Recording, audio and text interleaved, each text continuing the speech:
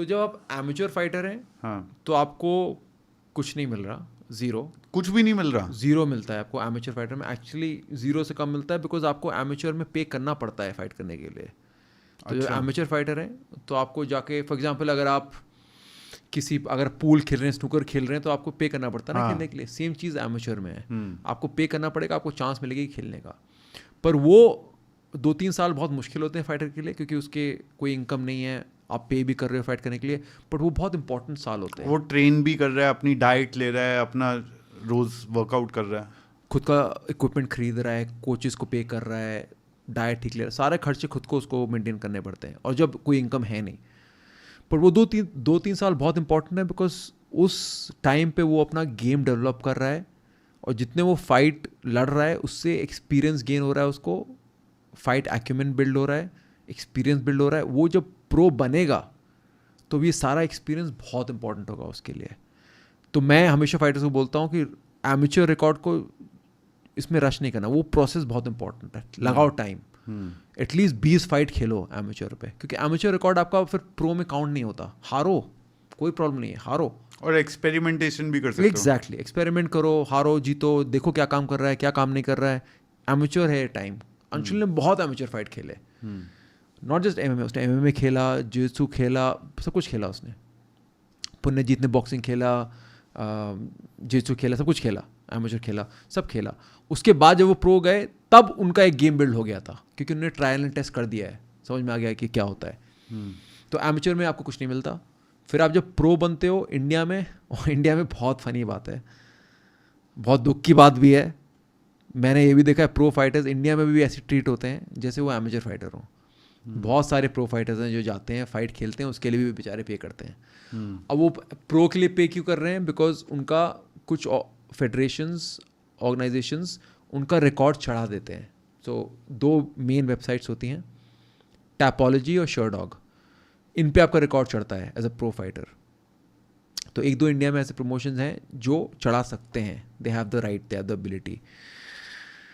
तो fighters record चढ़ाने के लिए फाइट करते हैं, दे पे and they don't get paid at all. तो प्रो फाइटर्स भी ऐसे हैं इंडिया में जो फ्री में लड़ रहे हैं। और कितने पैसे देने होते हैं हर फाइट के तकरीबन? डिपेंड करता है फेडरेशन में, कुछ लोग 2,000 लेते हैं, कुछ लोग 4,000 लेते हैं, कुछ लोग 5,000 लेते हैं। वो फेडरेशन के ऊपर डिपेंड करता है, और फाइटर की एबिलिटी पर डिपेंड करता है, बट जनरली 2 से 5 की रेंज में फाइटर्स पे।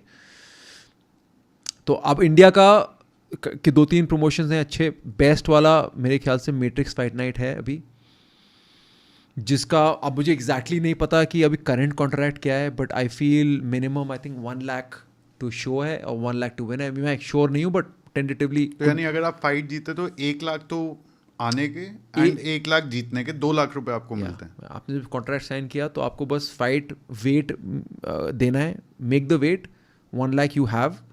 फाइट जीतोगे तो total 2 lakhs you have as a starting fighter.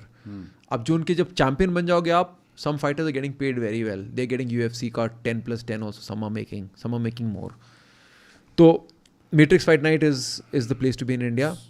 So 10+10 जब आप कहते हो, यानी कि कुछ फाइटर्स ऐसे हैं जो मैट्रिक्स फाइट नाइट पे टॉप वाले फाइटर्स, टॉप वाले जिनको 8 लाख शो होने के और 8 लाख जीतने के चैंपियंस को, जो वहाँ पे चैंपियंस हैं टॉप लेवल वाले, उनका आई थिंक टेंटेटिव है, कुछ का कम होगा, कुछ का ज़्यादा होगा। Again don't quote me on it, because every fighter is different on the contract, how much they are able to negotiate, but I think that's I will not be surprised if that's the number, because Matrix Fight Night pays well. अब UFC में अब जाओगे तो entry level fighters को इतना मिलता है, entry level fighters को 10+10 मिलता है। एंड देन जो सुपरस्टार्स हैं, Conor McGregor type, 5 million 6 million पर फाइट। तो ये है दैट, ये रीज़न है कि people are crazy about UFC fighters also, because उनको पता है कि कोई सीलिंग नहीं है। एक बार UFC में अगर पहुंच गए और फाइट जीतने लगे तो फिर कोई सीलिंग नहीं है, कोई सीलिंग नहीं है। कॉनर मैकग्रेगर जब UFC में आए थे तो वो कम्युनिटी हाउसिंग में थे, मतलब वहाँ पर जो आपके पास कोई पैसा नहीं है, कुछ नहीं है, तो आपकी गवर्नमेंट बोलती है कि आपके पास कुछ भी नहीं है, आप यहाँ रह लो। तो वो गवर्नमेंट वाली उसमें बिल्कुल ज़ीरो फंड्स। एंड नाउ अब वो हॉलीवुड में मूवीज़ में आ रहे हैं, he makes multi-million per year। उनकी एक दारू की brand proper 12 I think it was called, वो होते हैं कितने मिलियंस में सेल हुई है. तो वही है, UFC अब it is a machine, it is the world's biggest promotion. And अगर आप UFC में फाइट कर रहे हो और जीत रहे हो तो कोई लिमिट नहीं है आप क्या रीच कर सकते हो. It's the top. That's why all the fighters dream to be in the UFC. और मतलब जो 5 मिलियन प्लस 5 मिलियन का मतलब ये है कि 40 करोड़ रुपए सिर्फ वहाँ जाने के फाइट के लिए, और अगर जीत गए तो 40 और, यानी 80 crore in one night. Plus sponsorships outside of. Yes. Plus all the movies and I mean, आप इमेजिन भी नहीं कर सकते how much. It is crazy amount of money. It is crazy. It is crazy. And अगर आप entry level fighter भी हो, मैंने आपको बताया कि 10+10 उनका होता है. अगर आप अच्छा परफॉर्मेंस देते हो, अगर आपको परफॉर्मेंस ऑफ द नाइट मिलता है, नॉकआउट ऑफ द नाइट मिलता है, कुछ मिलता है, तो UFC आपको $50,000 USD ऑल्सो देती है. तो फॉर एग्जाम्पल अंशुल का जो फाइट था अगेंस्ट जेका, जो फाइनल में था रोड टू UFC वेगस में, मैं साथ में ही था. हम लोग दोनों रात को फाइट के बाद, जनरली हॉस्पिटल में हम दोनों ही होते हैं रात को फाइट के वजह, हॉस्पिटल एम्बुलेंस में बैठते हैं फाइट के बाद, हॉस्पिटल जाते हैं अकेले, कुछ पता नहीं क्या हो रहा है दुनिया में. बैठे हैं रात को, बेचारे का पैर में दर्द हो रहा है, सर में दर्द हो रहा है. मैं बोल रहा हूँ कुछ नहीं होता, ठीक है, अच्छा जीत गए फाइट, कॉन्ग्रेचुलेशंस. तो उस समय मेरे को कॉल आया UFC से कि ये अंशुल को बता दो कि is getting fight of the night, performance of the night bonus $50,000 USD. तो अंशुल को बताया, अंशुल एक न्यूज़ है. मतलब कोच अभी नहीं है, सर दर्द हो रहा है कोच. मैंने कहा bro performance of the night 50,000, सर दर्द ख़त्म, पैर दर्द ख़त्म, we are giving each other high five रात को वेगस में. इतने खुश, because for us Indians $50,000 is a lot of money.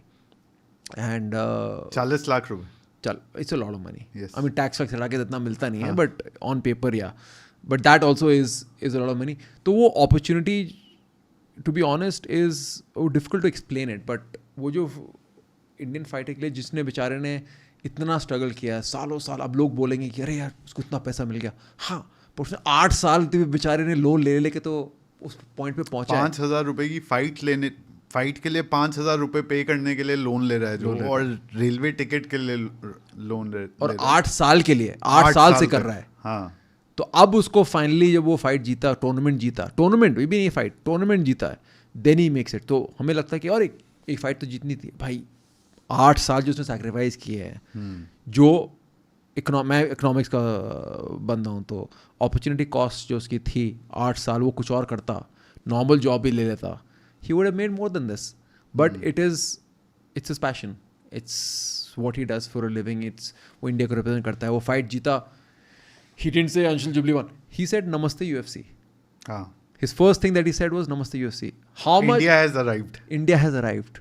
तो आप ये देखो ना, ये देखो कि काफ़ी लोग हेट देते हैं इंडिया में. तो मतलब इंडिया में क्या, दुनिया भर में कोई भी, lot of people talk shit about people and about things, but आप ये सोचो कि वो जीता, उसने इंडिया को कितने ब्यूटिफुली रिप्रेजेंट किया.